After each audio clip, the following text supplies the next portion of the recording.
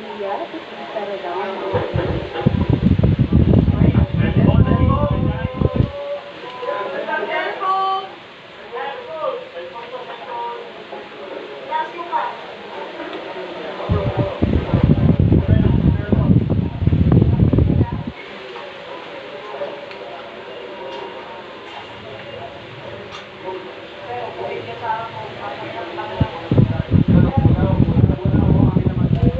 Once again, to please settle down.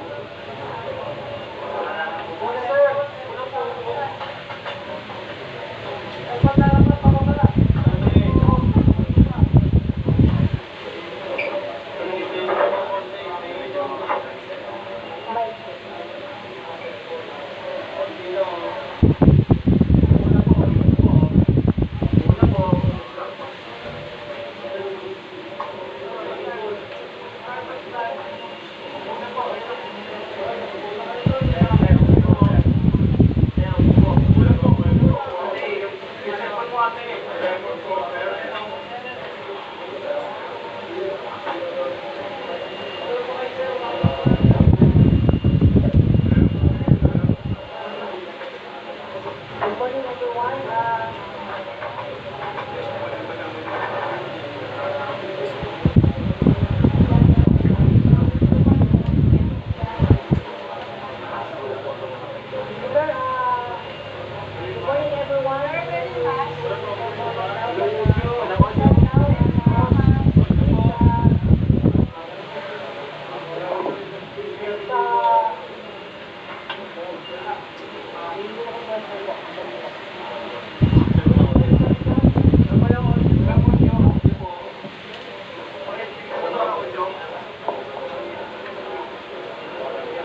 We will now take questions from the media. I'd like to President give one question and one follow-up question. Our first question will come from ABS-CBN, Mr. Jeffrey Hernandez.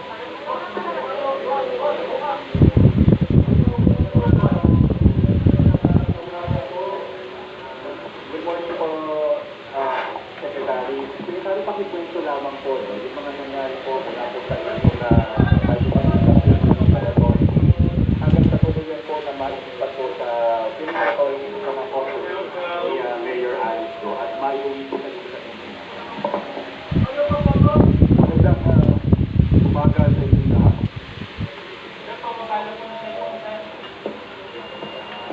Kahapon,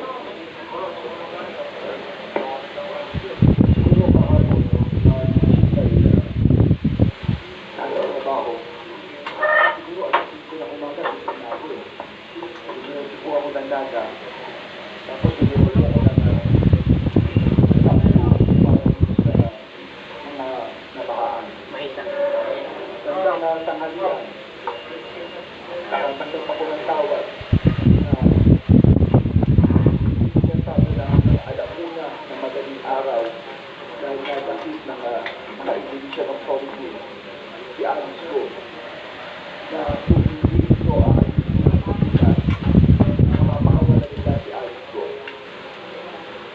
dahil sa panahon na yun, agad tayo naganap ng aeroplano. Hindi tayo aabot sa mga flight. At may kaibigan ako nagpahiram na aeroplano para na magawa ito sa mas madaling paraan. Kasi hahabol na rin yung alauna. At inuulit ko, nung isip ko, wala akong ginastos ang pamahalaan dito. Alas sa isang minuto kami,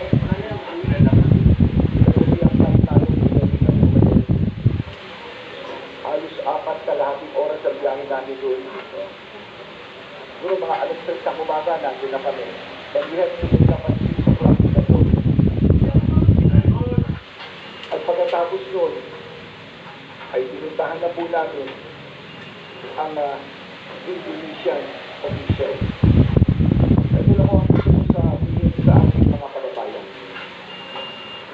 Nagpunta kami roon, si Chief Marbil, ako, at ako na lang po ang kasiyan at kasiyan. Walang kasiguraduhan, ituulit ko, walang kasiguraduhan mauuwi namin si Adso. Wala. Uuwi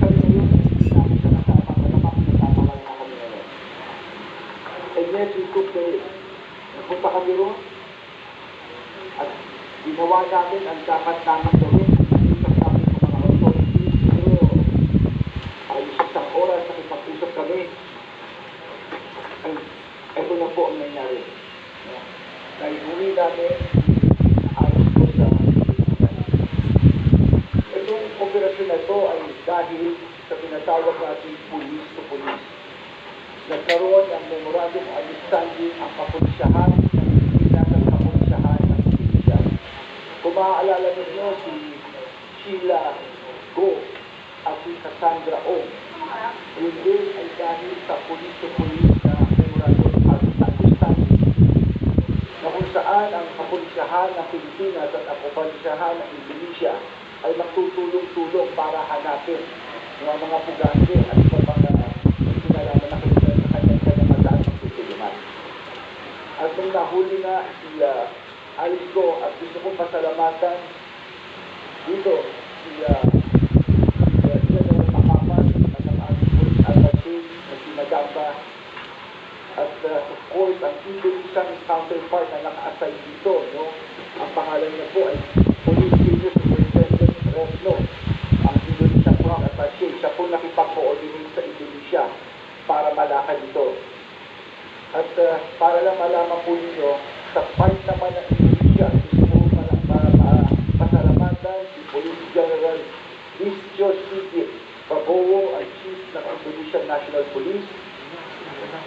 Tapos itong kanilang head ng Criminal Investigation Board, si nila, si Police Commissioner General Wayu Vida, si Police Inspector General Krishna Murthy, ito po yung kanilang sa Interpol ng International Relations, no?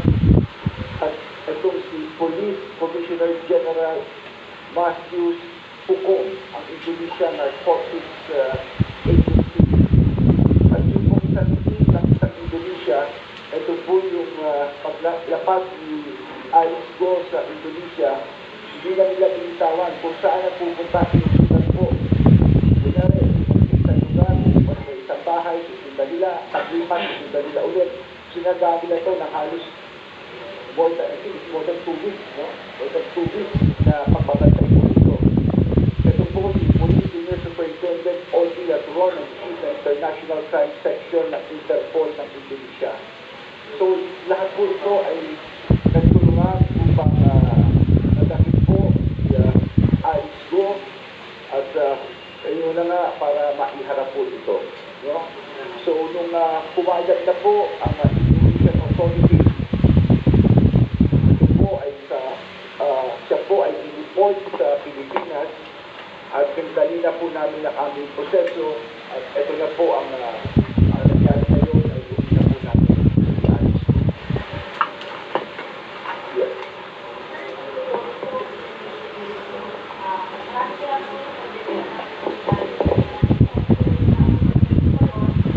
Pero malaki pong tanong and request po para po sa mga kababayan natin.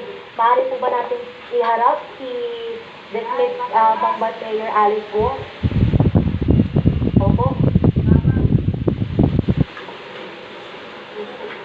Ito po yung inaabangan po natin, no?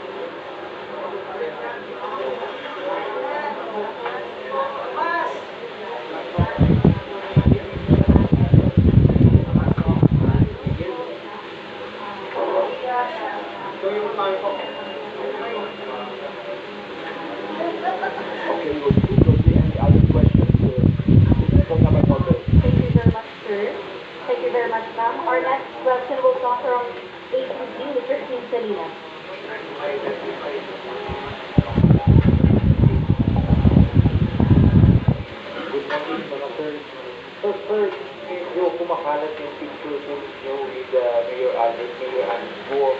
So, kung saan masaya kayo yung PNP, ano po yung masasabi niyo po dito kasi medyo nagbaviral sa social media? Well, salamat sa pagtanong mo, no? Alice, narinig ko yung sinasabi, okay. Nag-request ako, Alice, na kausapin kami dalawa ni Chief. At sinabi niya nga na meron siya mga death threat. At pinassure ko siya, ni Chief, na yung death threat, huwag na alalahanin ng importante sa na lahat ng totoo. Lahat ng siyang atapos, isisilip ang malalaking tao ito. At siya'y babantayan ng kapulisyahan. Tapos pinadocument namin para lang malinaw ito. Hindi ko naman alam kung ano yung ginagawa niya. Nakaharap siya. Siyempre, nakatingin ako sa kabilang ganon. Ang hirap naman nun, hindi ba? So, yun po ang nangyari niya. No? So, pagsagutin, ano gumanon? Yes, go siya. Dalang tanong yung ano, bakit para...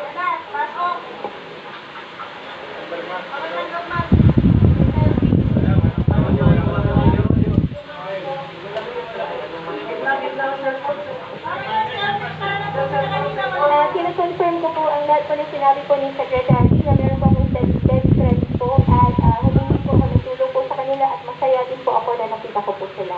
I feel safe po. Maraming salamat po. Kayo, Alice, kaya po ba medyo masaya po kayo sa mga videos, yung mga selfie pa po sa inyo lang kayo nakasmile na parang less stress po kayo sa inyong pong sitwasyon? Opo.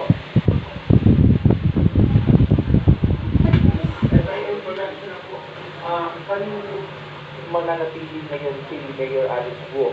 Sa Senate po ba o sa PNP Custodial Center na? Ganito po kasi, no? Nag-file po ng kaso. Kung maalala ninyo, ang unang nag-file ng kaso labang kay Alice Guo ay ang DILG.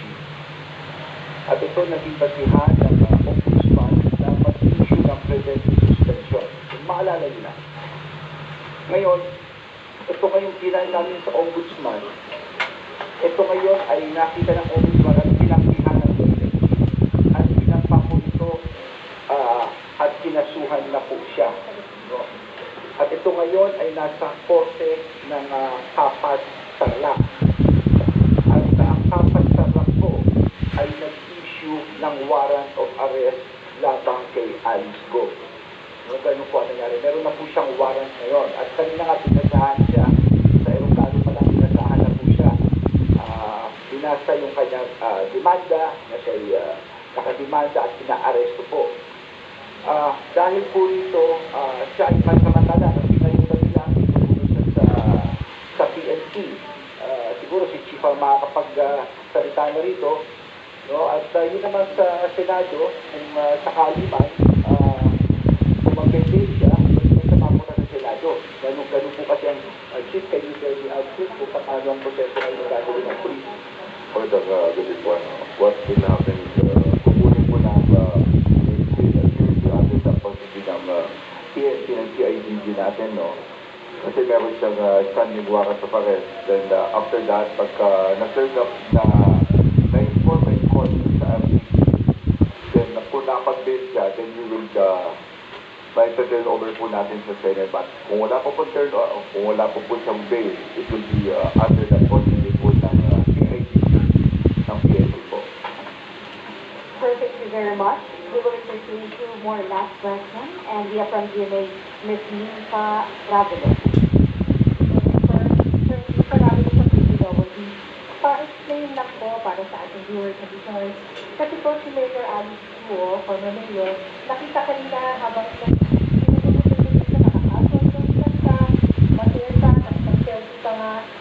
pero ngayon po, naka-audit si Sir, si LGBT po ni Mark, pakipaliwanag lang po. At nakapotos po ba sa nito yung tinatanong ng White House? Nakapost po siya. Nakapost. Ganito po kasi yan, yung pagpunta niya rito, binasahan po siya sa aeroplano ng kanyang kaso. Yung kasi nung umalis kami, wala pa akong nagwaran. Ngayon lang araw na ito dumating. So, binasahan po siya at minagshot po siya doon sa loob. Kinuna siya ng medical record, etc. May fingerprint, may ano. At doon ako, ganun po yun. Sir, thank you very much. Our last question will come from DBRH. Okay, Mr. pagpapigyan mo na yung dalawa. Santos. Isa ba sa Indian o ano? Para nakapagpapigyan. Sir, the last question po will come from DBRH. Mr. Not Isasa.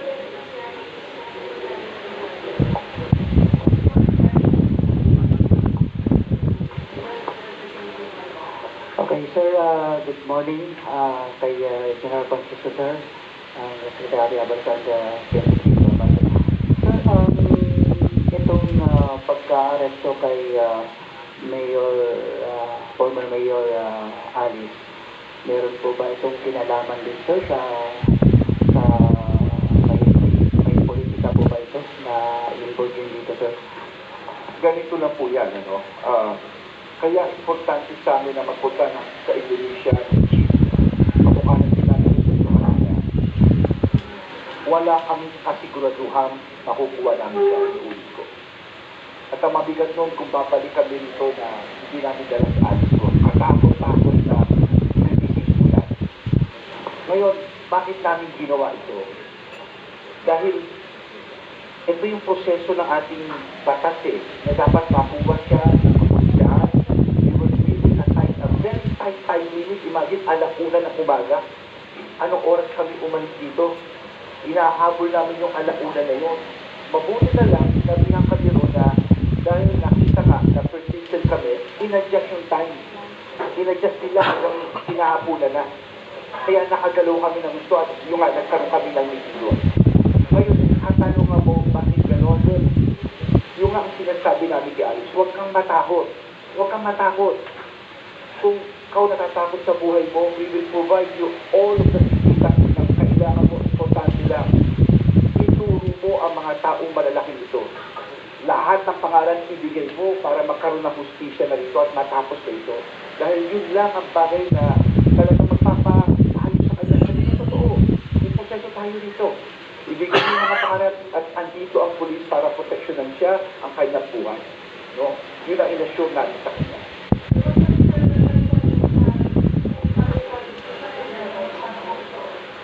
Well, siguro tanongin niyo siya, no? Tanongin niyo siya. Pero parang nakita mo naman dun sa picture niya kanina, parang siya ayos can you answer that? Oh, wala yung lawyer niya. Let's human rights. Okay. Commitment na sasabihin niyo yung ano, well, yun lang sinabi ko, yun ang pinayo ko sa kanya. Huwag siyang matakot, sabihin yung totoo. And we will take care of it. Yeah.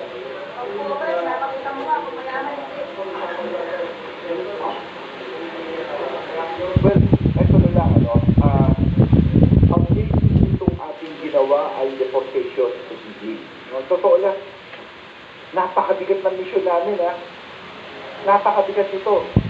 Ganun kakomplikado ito. Meron pa yung mga swamp na pinag-uusapan na ganyan. Hindi biro ito. Pero ako'y nagpapasalamat muli sa Indonesian government. And by the way, it is right now the 75 years of Philippines and Indonesia friendship. No, itong taon na ito. Nag-coincide pa. Nandito pa eh.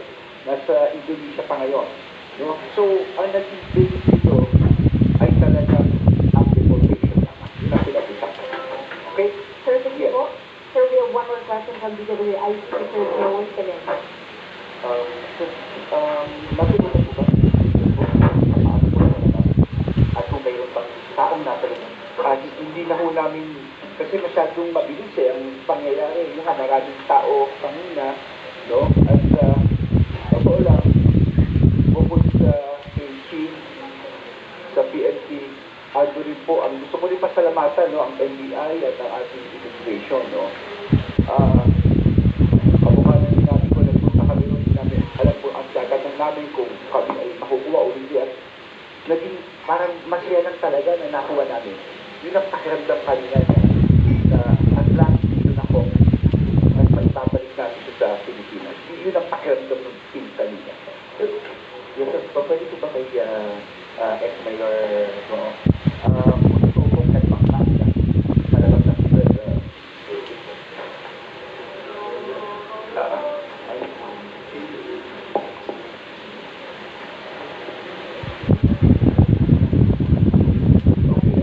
wala kasi siyang assistance of council at under that, sana maunawaan ng ating mga kababayan.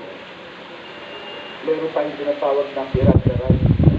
At kung yung iba sa isang tao ay, of course, ay nasasaktan, no? He has the right to remain silent, pwede manahimik. She has the right to a counsel. May karapatan kasi sa abogado. Anything is said to be held against her, lahat na sasabihin niya, ito yung manigil, laban sa kanya, etc. Basic rights po yan. Opo. But, sir, hindi walang iba. Dahil pangkasya. Well, mahirap mag-judge, no? Maraming posibilidad. At for me, hindi malayo yung sinasabi ko. Maliwa ang mga problema namin na pinag-usapan namin sa Indonesia kanina. Dahil yung problema nila, kamukha sa atin, maraming isla, ganito tayo, maraming tubig. No? Kaya o nga pala, bago ko makalimutan, Alisco is just one case. Ang nangyari dito, sa ganda ng pag-uusap namin with the Indonesian authorities, mas initingan natin ang order ng kanila. Dalawang kaso na to, kay Cassandra Ong, no, at saka kay Sheila Go, ngayon kay Alice. At pinag-usapan namin na like grab, smuggling, mga PDPs, magtutulungan na gusto ang Indonesia at ang Philippines. And from time to time, mag-uusap. No? Chief, can you also give light to that? Pinag-usapan namin with the Indonesian. Yeah, I just want to add with kay Secretary, no? What happened nahuli because of yung mutual agreement namin, mutual understanding between the Philippines and the Philippine National Police and the Indonesian National Police. Kaya kami hinahabol po namin ni Secretary kasi wala naman siyang kaso. Wala siyang kasong kriminal eh, sinahulog ko na. Kaya yung hinahabol namin kasi sabi ng Indonesian National Police, wala silang jurisdiction kasi wala naman talagang pinag-state.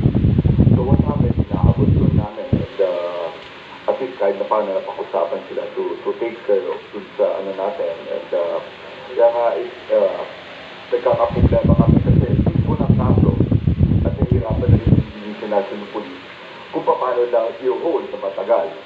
But kung sabi mo, I just want to add, no, kaya nag-smile kami na sila sa kaso ng tayo.